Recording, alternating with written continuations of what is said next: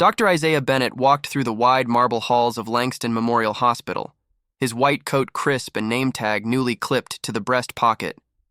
He had worked for a decade to get here.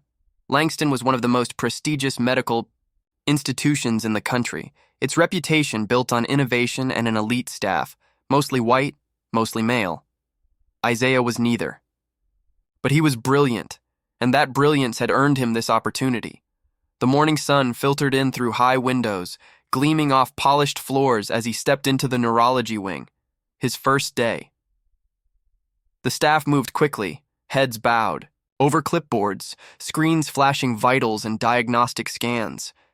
He nodded to the nurses, offered a polite smile to residents. Most nodded back, some didn't. He was used to that. His first patient was a middle-aged man named Mr. Greg Harlan, brought in the night before with slurred speech and partial paralysis. The initial diagnosis was a stroke. Isaiah reviewed the scans carefully, then again.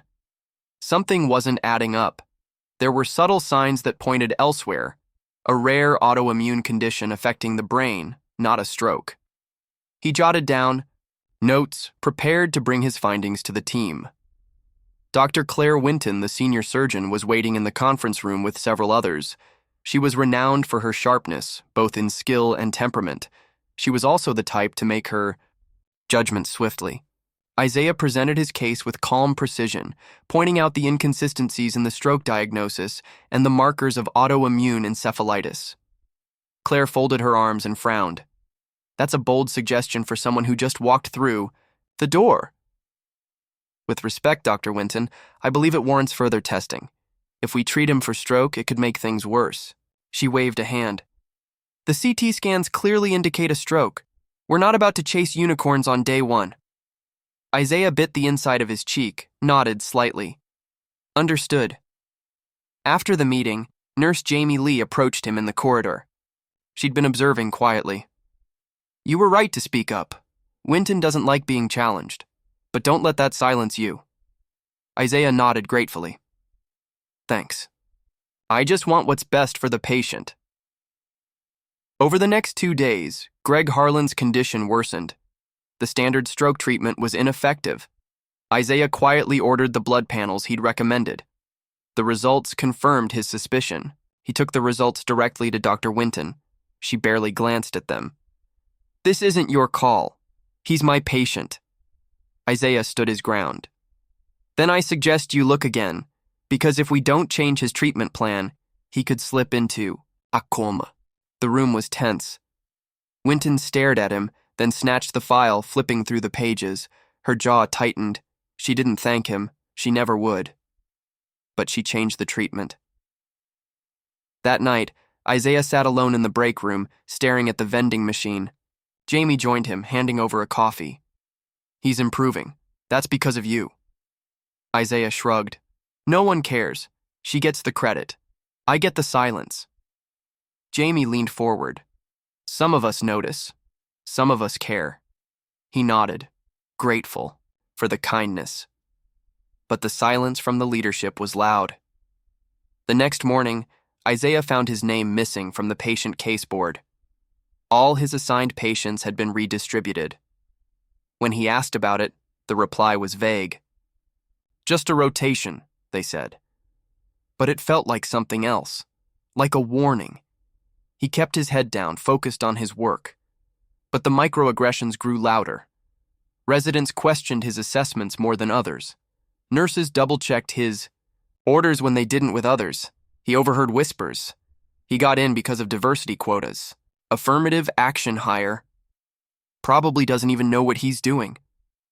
Isaiah held it in, wrote it all down, and told no one. Not yet. Then came the day Claire made a public joke in the lounge about Isaiah trying to be the next Ben Carson. Some laughed. Others looked away. Jamie looked furious. You going to let that slide? Isaiah sighed. If I speak up, I'm playing the race card. If I stay quiet, it keeps happening. He chose to file a formal report, quietly. No drama, no fanfare, just the facts. He submitted emails, notes, and the joke. The hospital launched a review. Claire was furious. She called it a smear campaign. Suddenly, Isaiah was under scrutiny. His credentials were re-verified, his cases were reviewed. He was asked to take leave while the investigation continued. He sat alone again, this time in his small apartment, wondering if it had all been a mistake. Wondering if maybe he should have just walked away.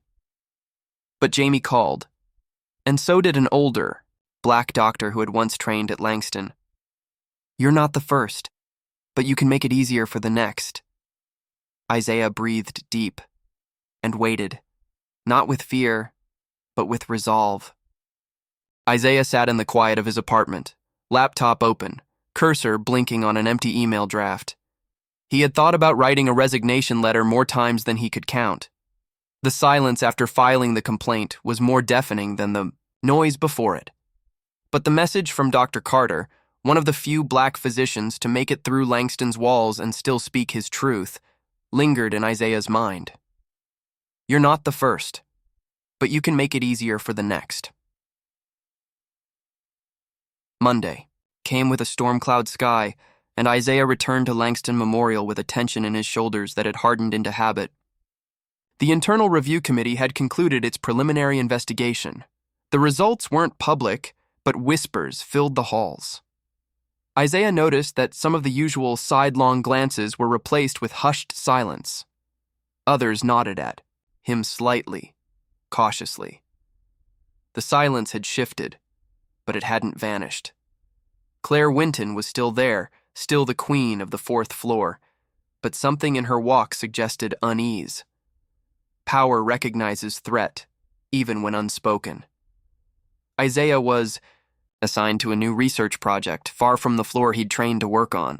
The lab was quiet, filled with dusty archives and a half-finished grant proposal. It felt like exile. Jamie visited him during breaks, always with the same coffee, always with the same knowing look. "They're scared," she said one day. "Not of you, of change, of losing control." Isaiah didn't answer. He pored over the research notes in front of him, determined to prove his worth in yet another way. They couldn't ignore results. They could pretend not to hear his voice, but data, they had to listen to that. 3 weeks into his new post, he uncovered a pattern in neuroinflammatory markers linked to long-term post-surgical complications. The discovery, if proven, could reshape post-op protocols nationwide. He compiled the data, wrote a detailed proposal, and submitted it to the hospital's review board for publication support. Silence. No acknowledgement. No review meeting. Just a quiet dismissal that felt all too familiar. Meanwhile, the investigation into Claire's conduct dragged on. Jamie told him there were rumors the administration was handling it internally, which usually meant nothing would happen.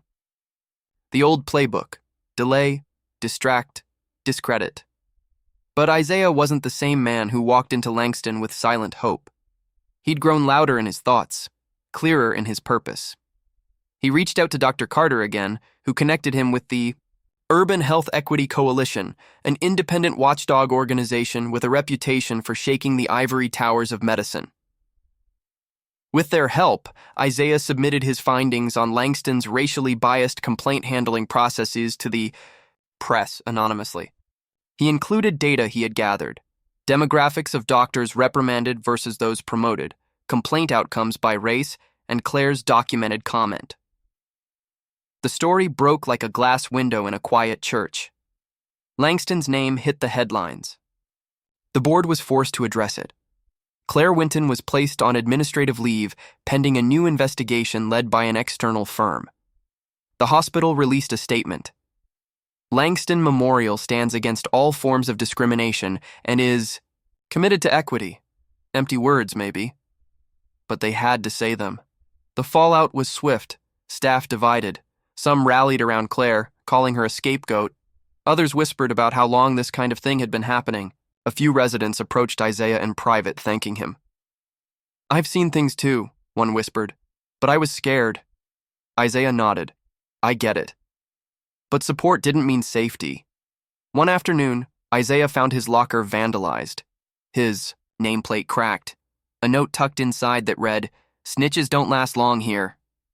He held the paper, stared at it for a long time, then calmly walked it to HR.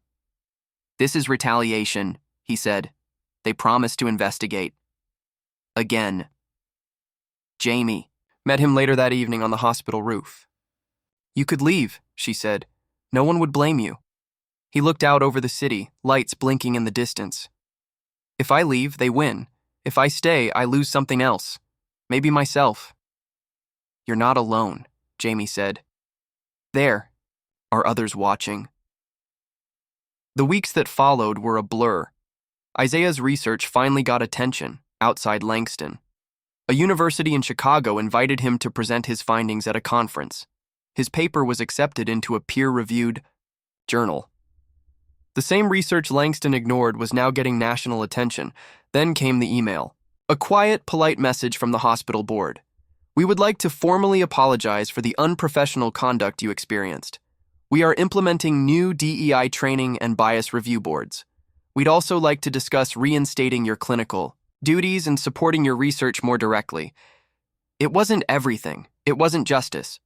But it was something. Isaiah returned to the neurology wing. The hall looked the same. The faces had changed, subtly. A new batch of residents, some of whom looked like him. One even stopped him to ask, You're Dr. Bennett, right? I read your paper. It's part of our training module now.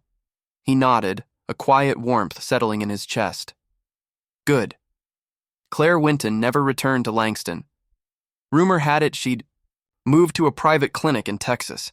Isaiah didn't care. He wasn't chasing her shadow anymore. Instead, he focused on building something new. He founded a mentorship program for underrepresented medical students and started a community clinic initiative in the city's underserved neighborhoods. He and Jamie still met over coffee, sometimes silent, sometimes laughing. One afternoon, she said, You know what they call the quiet room now? The Bennett room. After you. A place to reflect, to speak truth, to breathe. Isaiah smiled. That's enough. Not justice, but change. Dr. Isaiah Bennett stood before a group of new residents, their white coats crisp, their eyes wide with a mixture of nerves and ambition. He had been invited to speak about resilience in medicine, but he knew what they really wanted. Something real. Not a lecture. A story. He told them about mistakes that get brushed off when a certain doctor makes them, but investigated when someone else does. About how silence sometimes screams louder than words. About how a joke in the lounge can fracture something that takes years to build. He didn't name names. He didn't have to. Afterward, a young black woman approached him, her voice hushed. You made me feel like I belong. Thank you, he smiled. You do. Never let them convince you otherwise.